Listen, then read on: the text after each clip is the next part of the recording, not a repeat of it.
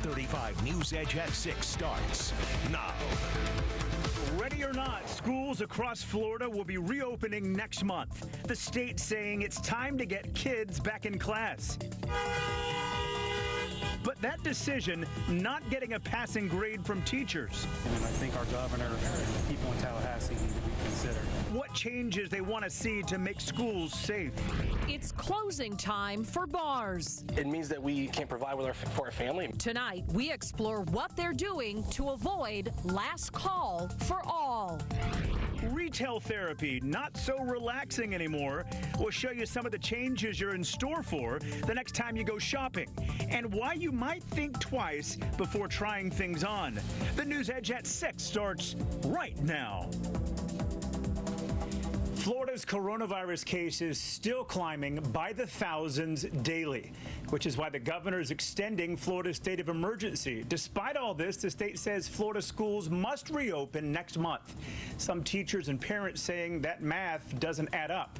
Districts across the region have been working on their plans for weeks now. Thanks for joining us. I'm Stephen Howe. And I'm Luann Sorrell. The executive order says all public schools and charter schools must be open for at least 5 days a week. Districts that want to offer online learning in addition to in-person learning must submit their plans to the state. But this decision is not sitting well with everyone. Teachers and parents both voicing their concerns tonight. Fox 35's Holly Bristow joining us live with a look at what's bothering them. Holly.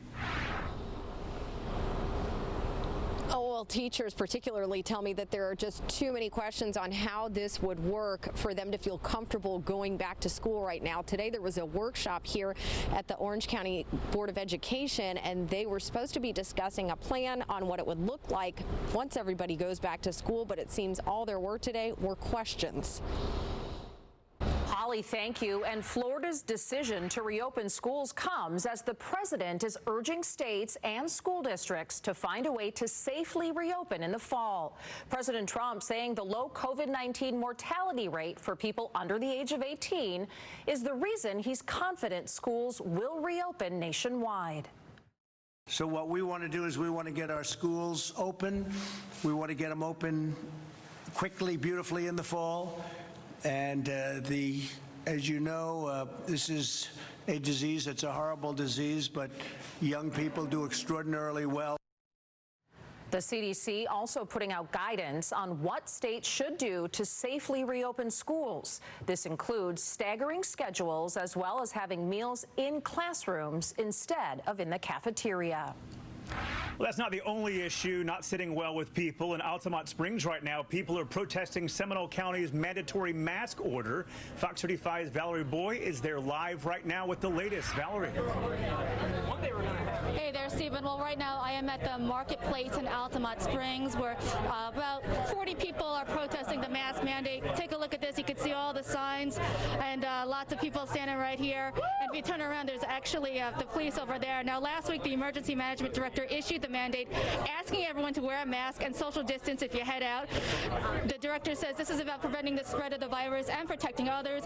It's more of a voluntary and educational move. There would only be fines if there's gross negligence. Now, joining me right now is Rich Wise, and he's an organizer. And Rich, why is this so important to you? The reason we're here today and we're marching is because we are not toddlers. We are adults. We know how to make informed decisions. You guys have given us the information we need, and we know how to take care of our own families. But he says this is voluntary, meaning this is not really forced upon you. So why are you so upset? What's voluntary? The mask mandate. It's a voluntary compliance. No, the mask mandate is not a voluntary compliance. It is, unless it's gross negligence, like something like a bar or a pub, the owner would be in trouble. So, I mean, why do... Every place that we go into, you're shut down, and we're told, you know, well, if the businesses need to know about it, because if you're telling me right now that they're not going to get fined, then let the people know. You wouldn't get fined, the business would. Why would the business get fined? Because it'd be gross negligence. Because the mandate's going on them, so yes. I mean, it makes sense. All right, and where are you marching to? We are marching down to Crane's Roost. We're going to have a couple speakers down here. Feel free to join us. All right, well, thank you very much. And the sheriff's office says right now they haven't issued any violations. They've just been giving out verbal warnings. So again, they say this is more educational rather than issuing fines. Live in Seminole County, Valerie Boy, Fox 35 News. Governor Ron DeSantis extending the state of emergency for another 60 days. He is also sending 100 nurses to Jackson Health System down in Miami to deal with the surge in patients there. But he's not panicking. We obviously want to see, get over this wave as soon as possible. But we have the tools in place to be able to deal with it in ways that not only Florida didn't, but really no state in the country had it when we're talking about the beginning or middle of March. The governor was in South Florida to talk about a new facility for nursing home patients who have COVID-19 but do not need to be in the hospital. Miami also taking another step back in its reopening process. Starting tomorrow, indoor dining at restaurants will be closed. So will banquet halls and short-term vacation rentals. Gyms will be allowed to stay open as long as everyone inside wears a face mask. Of course, you can find everything about businesses reopening on fox35orlando.com, as well as our free Fox 35 News app. You'll also find the latest coronavirus numbers and developments. Now, Fox 35 weather with meteorologist Allison Gargaro. Good evening, Central Florida. We've been tracking a very thick plume of moisture that's been hanging out over the deep south, as well as for us here in Florida. And let me tell you, it's here to stay for the next several days. But tonight, things are looking a lot different from what we were seeing this time yesterday. Allison, thank you. Still ahead on the NewsEdge tonight, a massive reptile missing. Its owners scratching their heads, wondering how it got out. Plus, check your hand sanitizer. The FDA says you need to stay away from more than a dozen kinds because they're toxic. Details ahead. And later, now is the time to get that big home improvement project done in one county, helping bring down the costs. We have those details coming up at 6:30. A news alert, coronavirus cases continue to surge in several states. There are now just under 3 million confirmed cases in the U.S., led by spikes in at least 32 states. And discussions are intensifying over just how deadly COVID-19 actually is. Most of the emerging hotspots are in the south and west. Florida and Texas reporting huge increases this week. But the death rate has been falling, leading some to speculate that the virus is not as deadly as we once thought. As the numbers climb, though, more states are pulling back on reopening plans and announcing travel restrictions. New York and New Jersey adding travelers from Delaware, Kansas, and Oklahoma to a mandatory quarantine list. That now includes 19 states, including Florida. The FDA is offering a new warning today about certain types of hand sanitizer. The agency has added 5 more brands of hand sanitizer to its warning list. All of those sanitizers are made with methanol. It's an alcohol. It's poisonous if you drink it, inhale it, or absorb it through your skin. The CDC says you should use hand sanitizer made with ethanol, not methanol. 3 of America's top universities announcing their plans for the upcoming fall semester. Harvard, Princeton, and Yale will drastically curb physical attendance on campus and enforce health measures for those at school. At Harvard, all classes will be online, and only 40% of undergrads can live on campus. Princeton will allow half of its undergrads to be present. Yale is allowing 60% of its undergrads to be on campus. Comedian D.L. Hughley joining the discussion over controversial monuments across the country, asking why people cling to these statues so hard. He is on the side of protesters who have toppled some of these statues across the country. TMZ sports producer Michael Babcock joining us live from Hollywood. Michael, good evening. You know, D.L. has brought up some good questions for people to discuss. Absolutely. Thanks for having me, Luann. Right. Yeah, a lot for us to discuss. Thank you, Michael. We appreciate it. We'll tune into TMZ coming up tonight at 7:30. But now, here's Stephen again with what's next here on the NewsEdge at 6:30. Hi again, Stephen. Yeah, Luann, still ahead from the courtroom to the chat room. Coronavirus forcing the legal system to get creative these days.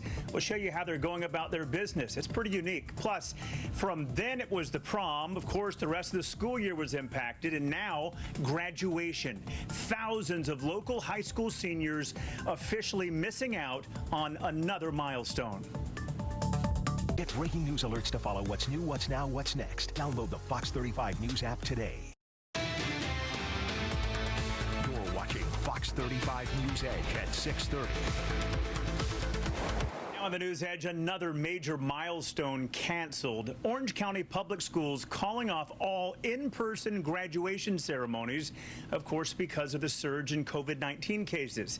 New at 6, Fox 35's Holly Bristow has details. We continue to track developing news out of Orange County tonight. Deputies investigating a triple shooting. This on Powers Ridge Court. Deputies finding 3 people shot, 1 person in critical condition. The 2 others are stable. So far, no information on a possible shooter. New tonight, a local university program has been ranked as one of the best in the entire world. A university ranking group has ranked UCF's Rosen College of Hospitality Management program #1 in the U.S. and #2 on planet Earth for 2020. The program's dean says he's extremely proud of the faculty and students, and all of Central Florida should be proud as well. We are serving the needs and interests of the workforce for our region first and foremost, right? So if you look at that, it is basically everybody's achievement, because everybody gets benefits, out of this. The dean says the program struggled until about 20 years ago when it received support from local businessman Harris Rosen.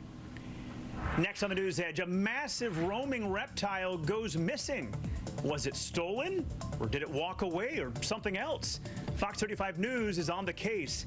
And parents' camp is in session virtually. Walmart has a list of activities to keep the kiddos busy. We have those details ahead. Allison. And we are tracking the tropics right now, an area of low pressure over Georgia. I'll let you know how that impacts us here in Central Florida coming up. Breaking news alerts and live video delivered direct to you. The Fox 35 News app. Download today.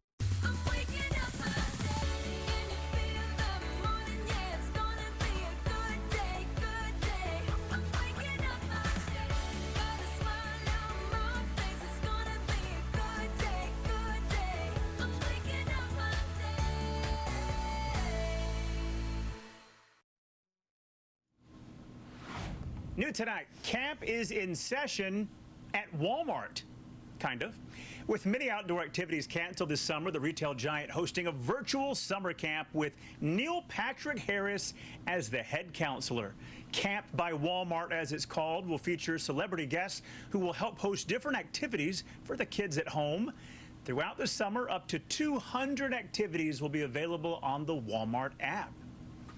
A mystery over a missing tortoise is stumping a Seminole County neighborhood.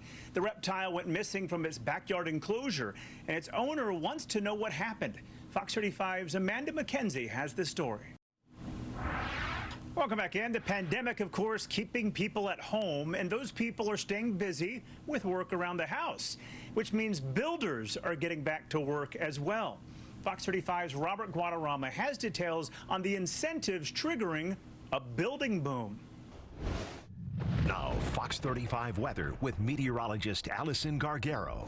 Good evening, Central Florida. We have been tracking some spotty showers and storms moving across the region, but really a calm evening that we have ahead. Just passing through Ocala, looking at a few lightning strikes and some heavy rain. But that system that we were tracking moving past DeLand, it doesn't even look like it's going to make it to Daytona Beach. Just some very light rain moving through Ponce Inlet as well as New Smyrna Beach, and should be clearing out in the next 20 minutes or so. But areas near the villages, Leesburg, as well as Tavares, again, could be seeing pockets of that rain, but it's going to be pretty much short-lived. As soon as the sun is starting to set, that means we are going to lose that daytime heating, and things should be calming down by 9, 10 o'clock, the absolute latest tonight. So overnight lows going to be holding on to those mid to upper 70s, 76 in Orlando, and highs tomorrow back to the upper 90s. Temperatures stay right at or above average for this time of year, but along the coast, they'll be holding on to the upper 80s in some locations. But quickly, we're going to be tracking the tropics, an area of low pressure in northeastern Georgia. You can see bringing a ton of moisture to us here in central Florida. That's why those rain chances have been elevated. But by the time it makes its way into the Atlantic, that orange color you're seeing, that area looking at a 40% chance for development. So something that we're going to be keeping a very close eye out for. But we're also keeping a close eye on the skies because it is going to be wet and active for the next several days. Rain chances drop down to 50% by Thursday, but bumping right back up to that 70% chance coverage as we head into the weekend. And those temperatures hold on to that 93, 94 degree range. Thank you, Allison. We're about 24 hours away now from Orlando City restarting the MLS season at Disney, and the Lions open up the tournament with an in-state rival. Plus, the Magic are the first NBA team to get into the Disney bubble. They have the shortest trip as they prepare for the restart of NBA games later this month. Adam Shadoff is in next with the Fox 35 Sports Zone. The Fox 35 News app is driven by Toyota of Orlando and Toyota of Claremont. Welcome to the Fox 35 Sports Zone. I'm Adam Shadoff. So the NBA return is happening, and the Magic are the first team to enter the campus, but with some big breaking news tonight. The Magic made the 19-mile commute to work today. They're the first NBA team to go into the bubble at Disney. The Nets, Nuggets, Suns, Jazz, and Wizards are also making the trip to Central Florida sometime today. Magic President of Basketball Operations Jeff Weltman says that one player has tested positive for COVID and is not yet with the team, but he wouldn't say who that player is. He also says Markelle Fultz is excused on a personal matter, but should be seamlessly rejoining the team soon. One of the interesting things the NBA is doing to help fight the spread of COVID during these games is that players will wear an Aura titanium ring. This device monitors the player's heart rate, respiratory rate, and temperature, among other metrics. It helps identify players who might be in the early stages of COVID. Yeah, I think it's a great thing. I don't know if I'm gonna wear it the entire time. I'm definitely gonna wear it at times. I just don't know when and how often, but I think it's definitely something that's going to help. And, you know, whatever we need to do as players to make sure everybody's safe and we can continue the season without any stoppage, I think we all should think about doing. Sports anchor Evan Fitzgerald will have much more tonight at 11:30 on the Sports Zone. The MLS's back tournament is still on, but the league is making some changes. Nashville's game against Chicago on Wednesday has been postponed as Nashville waits for some COVID test results. One other game date has changed and another game time has changed too. As far as we know, there are no such issues for Orlando City or Miami FC, and so these two in-state rivals will now face each other for the first time in history, and they're in the opening match of the tournament tomorrow night. Kind of a big deal. The city of Orlando went through the next step in FIFA's process to try and be a host city for the World Cup. Today, FIFA held a host city workshop, and they will cut down the list from the 17 current cities down to the 10 that will actually host the games later this year. And again, coming up tonight at 11:30 on the Sports Zone, Evan Fitzgerald has much more on that Aura ring. But for now, that's it for sports. I'm Adam Shadoff. We'll be right back. Fox 35 News is brought to you in part by Seacoast Bank. Banking local is banking better. Be prepared. Get the Orlando Sentinel and Fox 35 Hurricane Survival Guide. Download now. Trending now, Apple's latest upgrade could allow you to store your passport on your iPhone. Driver's licenses could also be stored. Apple just filed a patent application to store and replace the physical ID with a digital copy. Analysts say this could take at least 5 years to happen, though, even though it's ready to go, because there's a lot of regulatory issues to deal with. TikTok could potentially be outlawed in the U.S. Secretary of State Mike Pompeo says the U.S. is looking at banning TikTok and other Chinese social media apps. Lawmakers have long brought up national security concerns over the app's user data. Wow. And Hamilton brought in big numbers for Disney Plus during its first weekend of streaming.